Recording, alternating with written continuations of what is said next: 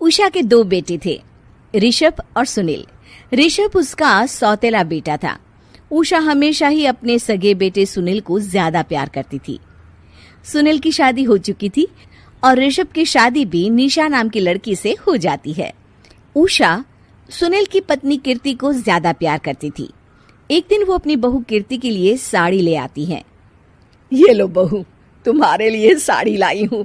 कल पड़ोस की शादी में जाना है ना, तुम यही पहन कर चलना। तभी वहाँ ऋषभ आ जाता है। अरे माँ, तुम निशा के लिए साड़ी नहीं लाई? वो भी तो कल शादी में जाएगी ना? हाँ, वो भी जाएगी, पर उसके पास तो काफी साड़ी होंगी ना। अभी अभी तो शादी हुई है तुम दोनों की, तो उसी में से कोई पहन लेगी वो। ऋषभ ये सुनकर उदास हो जाता है। तब निशा कहती है, आप उदास क्यों होते हो जी? सही तो कह रही हैं मम्मी जी। मेरे पास तो बहुत साड़ियां हैं और सारी की सारी नई हैं। मैं उन्हीं में से कोई पहन लूंगी। वो बात नहीं है निशा। माँ मेरे साथ तो सौतेला व्यवहार करती ही थी, पर मुझे लगता था कि मेरी पत्नी के साथ वो ऐसा कभी नहीं करेंगी, पर आज उन्होंने तुम्हारे साथ भी वैसा ही व्यवहार किया। ऋषभ उदास होकर अपने कमरे में चला जाता है। ऋषभ को उदास देखकर निशा को अपनी सास पर बहुत गुस्सा आता है। एक दिन उषा सुनील को कुछ पैसे दे रही होती है। ले बेटा सुनील, ये कुछ पैसे रख ले और बहू को कहीं घुमा लिया। जी मम्मी जी। सुनील वहां से चला जाता है। मम्मी जी, आपने इन्हें तो कभी पैसे नहीं दिए। ऐसा सौतेला व्यवहार आप क्यों करती हैं? बहू, ये किस तरह से बात कर रही हो तुम अपनी सास से? कोई ऐसे सवाल करता है कि अपनी सासू से? सास? अरे जिस दिन से मैं इस घर में आई हूँ ना, आपने तो मुझे अपनी बहू माना ही नहीं। हमेशा कीर्ति भाभी के लिए ही सब कुछ लाती हैं। मुझे तो आज तक आपने कुछ दिया ही नहीं। क्या मैं जानती नहीं कि आप ऐसा क्यों करती हैं? देख निशा, तू अपना काम कर समझी। मेरे से बहस करने की कोई जरूरत नहीं है। तभी वहां ऋषभ आ जाता है। निशा, माँ से ऐसे बात नहीं करते। तुम जाओ अपने कमरे में। हाँ, जा रही हूँ। मुझे भी इनसे बात करने का कोई शौक नहीं है। निशा अपने कमरे में चली जाती है और ऋषभ भी वहां आ जाता है। निशा, तुमने माँ से क्यों झगड़ा किया? क्योंकि आप तो कुछ कहते ही नहीं, बस चुपचाप सहते रहते हैं। किसी को तो आवाज उठानी होगी ना। कोई बात नहीं निशा, तुम गुस्सा मत करो, शांत हो जाओ। निशा रसोई में खाना बना रही होती है। तभी वहां कीर्ति आ जाती है।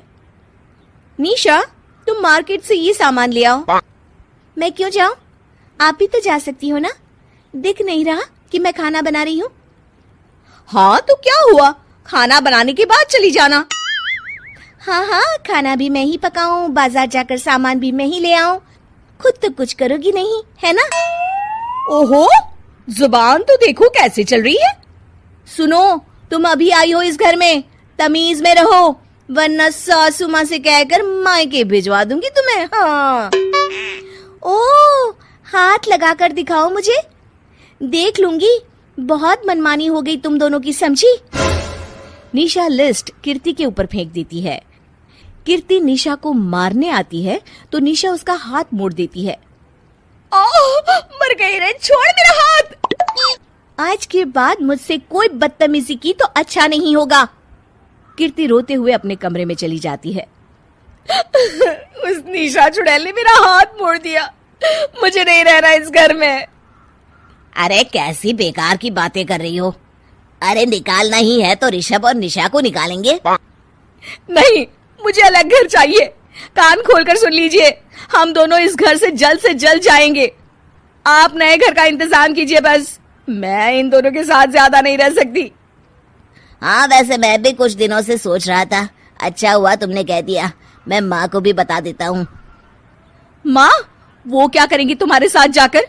मैं चाहती हूँ कि तुम और मैं, बस हम दोनों ही कहीं शिफ्ट हो जाएं, इस सब झमेले से दूर। अरे पर माँ को यहाँ छोड़कर इस तरह से जाना ठीक नहीं रहेगा कीर्ति। वैसे वो तुम्हें कितना प्यार भी तो करती हैं। नाम का ख्याल रखती है, क्योंकि तुम सगे बेटे हो ना, इसलिए। तुम अगर सौतेले होते तो मेरे साथ भी ऐसे ही सलूक करती जैसे अभी तुम्हारे सौतेले भाई और उसकी पत्नी से करती है। अरे पर फिर भी फिर भी कुछ भी नहीं। देखो, या तो हम दोनों इस घर से कहीं दूर जाएंगे या फिर मैं अपने मायके चली जाऊंगी। हाँ, बता देती हूँ। अच्छा बाबा, अच्छा ठीक है। सुनील अपनी माँ से बात करने आता है। माँ, मैं सोच रहा हूँ कि कीर्ति के साथ अलग घर में शिफ्ट हो जाऊं। अरे वाह बेटा, ये तो बहुत अच्छा सोचा है तुमने। कब शिफ्ट होना है हमें? मैं भी पैकिंग कर लेती हूँ। अब नहीं माँ, मैं और कीर्ति ही जाएंगे बस। आप तो यहीं रहो, ये पुश्तैनी घर भी है ना आपका। अरे बेटा, तू तो मेरा सगा बेटा है, तू ही मेरे साथ ऐसा कर रहा है। मुझे अपने साथ ले जा बेटा। तभी वहां कीर्ति आ जाती है। अरे माँ, आपको पता भी है कि किराए के घर में कितना खर्चा होता है, और अगर आपको भी लेकर गए तो और खर्चा होगा। आप तो बस यहीं रहो इसी घर में। कोई बात नहीं सुनील, तुम लोग चले जाओ, माँ यहीं रहेंगी हमारे साथ। हम माँ का ख्याल रखेंगे, तुम लोग अपनी गृहस्थी संभालो। निशा को ये देखकर बहुत खुशी होती है। वो मन ही मन सोचती है, अब आया ना ऊंट पहाड़ के नीचे। अब मम्मी जी को पता चलेगा बड़ा सगा और सौतेला करती रहती थी। सगा बेटा तो जा रहा है छोड़कर, अब आएगी इन्हें अकल, और नहीं आई तो मैं अल्लाह कर रहूंगी। निशा अपनी सास को कैसे अपने सौतेले बेटे से मिलाएगी, जानने के लिए देखिए सौतेली माँ पार्ट 2।